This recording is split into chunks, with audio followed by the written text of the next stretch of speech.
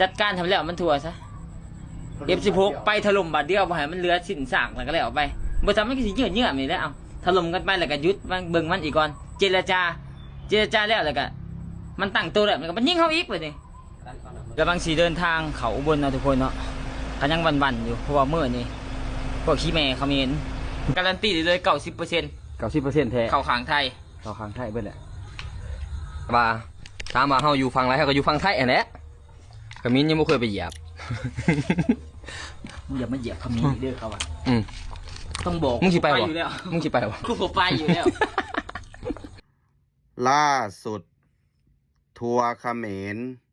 ไม่พอใจศิลปินนักร้องลาว ที่แสดงความคิดเห็นชัดเจนยืนข้างประเทศไทย ชอบประเทศไทย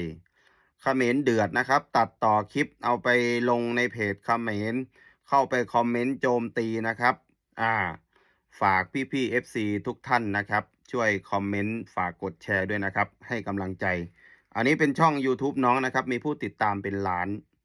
ถือว่าเป็นอินฟลูเอนเซอร์เป็นคนเฟมัสคนหนึ่งผมชอบน้องอยู่อย่างหนึ่งนะครับ แสดงความคิดเห็นชัดเจนมาก ชอบก็บอกว่าชอบไม่ชอบก็บอกว่าไม่ชอบ ยืนข้างไหนก็บอกชัดเจนครับ นี่เขาเรียกว่าคนชัดเจน ไม่มีคำว่าเป็นกลางหรอกครับไอ้พวกเป็นกลางพวกตอแหลฝากกดแชร์ด้วยนะครับทุกท่าน